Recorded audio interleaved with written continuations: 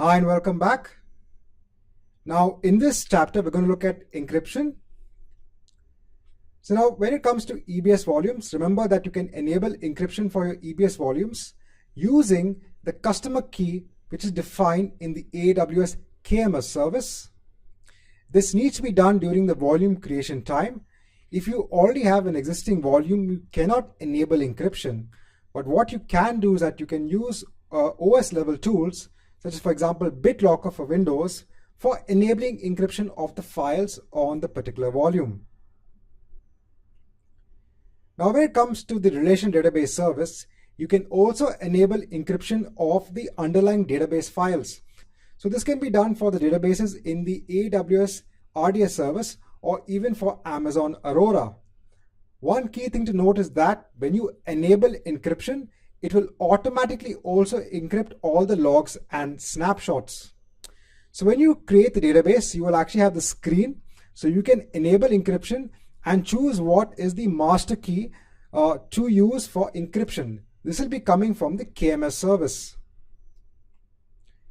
Even when it comes to DynamoDB, you can enable encryption of the DynamoDB table, again only at creation time.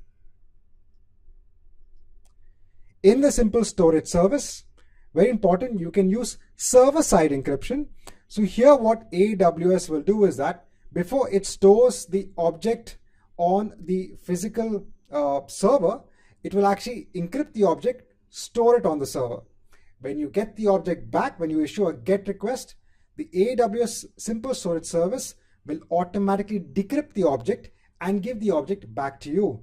Now when you use server-side encryption, you have three ways. First is using AWS managed keys. So here everything is managed by AWS. You don't have to worry about anything. So this is good for companies wherein they don't want the headache of managing keys. Or you can have something in between wherein you can use the key management service from AWS.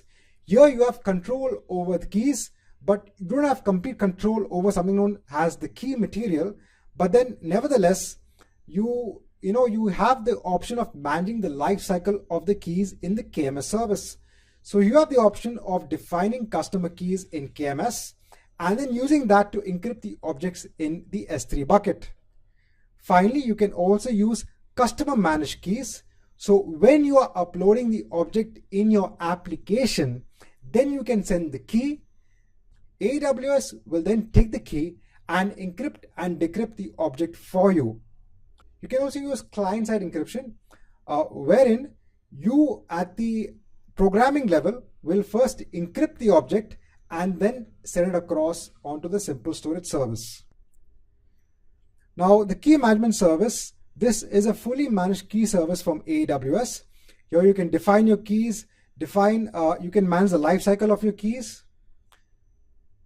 You can use the keys for encrypting objects. So the customer keys are used to generate data keys, and these data keys are used for encryption. You then have the cloud hardware security module service. This is when you want complete control over your keys. Here AWS has no visibilities of the keys you create. So sometimes you might want to use this service from a compliance perspective, from a security perspective. When you use the service, a hardware device gets assigned to your VPC. You then access it via an IP. So you send a request from that IP, and then you will get a key which can be used to encrypt and decrypt your data. So this marks the end of this chapter.